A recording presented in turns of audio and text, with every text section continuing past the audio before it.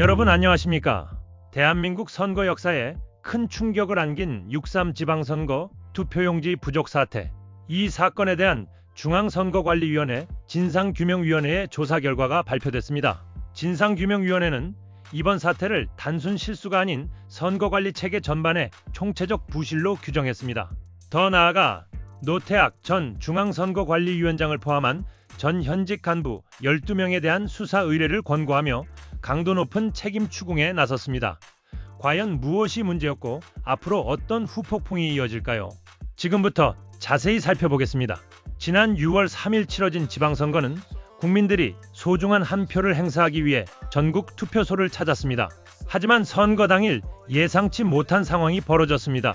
일부 지역에서 투표용지가 부족해지면서 유권자들이 긴 줄을 서야 했고, 일부 투표소에서는 투표가 지연되는 사태까지 발생했습니다. 선거는 민주주의의 핵심 절차입니다. 그런데 투표를 하러 온 국민들에게 가장 기본적으로 제공돼야 할 투표용지가 부족했다는 사실 자체가 국민들에게 큰 충격을 안겼습니다. 사태가 커지자 선관위는 긴급 대응에 나섰지만 이미 국민적 신뢰에는 큰 상처가 남았습니다. 결국 책임론이 불거졌고 선관위 지도부에 대한 비판 여론도 거세게 일어났습니다. 이후 선관위는 외부 전문가 중심의 진상규명위원회를 구성했습니다.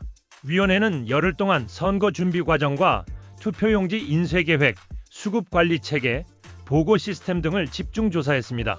그리고 19일 발표된 결과는 예상보다 훨씬 강력했습니다.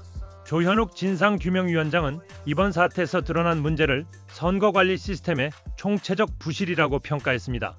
특히 선관위 내부의 보고 체계가 제대로 작동하지 않았고 위기 상황에 대한 대응 능력도 심각하게 부족했다고 지적했습니다. 그 결과 노태악 전 중앙선관위원장을 비롯해 위철환 상임위원, 허철훈 전 사무총장, 강동환 사무차장, 윤재수 전 선거정책실장 등 모두 12명에 대한 수사 의뢰를 권고했습니다. 선관위 역사상 전례를 찾기 어려운 매우 이례적인 조치입니다. 정치권에서도 이번 발표를 예의주시하고 있습니다. 진상규명위원회는 단순히 책임자 처벌만 요구한 것이 아닙니다. 재발 방지를 위한 대대적인 제도 개선안도 함께 내놓았습니다.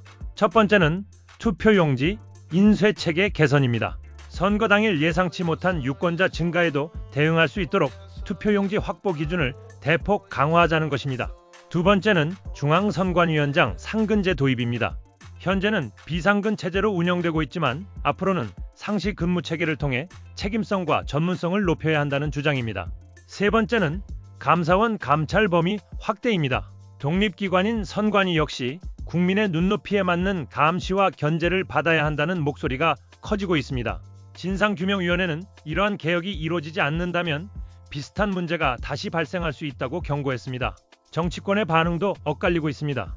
더불어민주당은 국회 국정조사 특별위원회를 통해 앞으로 45일 동안 철저한 진상규명을 진행하겠다고 밝혔습니다. 선관위의 행정적 무능과 부실 대응 전반을 조사하겠다는 입장입니다. 반면 국민의힘은 이번 조사만으로는 부족하다고 주장하고 있습니다. 국민의힘은 독립적인 특검을 통해 책임 소재를 명확하게 밝혀야 한다고 강조했습니다. 여야 모두 선관위 개혁 필요성에는 공감하고 있지만 접근 방식에서는 차이를 보이고 있는 상황입니다. 앞으로 국정조사 과정에서 어떤 새로운 사실들이 드러날지도 관심이 집중되고 있습니다. 선거는 민주주의를 지탱하는 가장 중요한 제도입니다. 국민이 믿고 참여할 수 있는 선거 시스템이 유지되어야 민주주의도 건강하게 작동할 수 있습니다. 이번 투표용지 부족 사태는 단순한 행정 실수를 넘어 대한민국 선거 관리 체계 전반을 되돌아보게 만드는 사건이 됐습니다. 과연 선관위는 국민의 신뢰를 회복할 수 있을까요? 그리고 국정조사와 수사 과정에서는 어떤 결과가 나오게 될까요? 여러분의 생각은 어떠신가요? 댓글로 의견을 남겨주시고 좋아요와 구독, 알림 설정까지 부탁드립니다. 지금까지 12.3 뉴스였습니다. 시청해주셔서 감사합니다.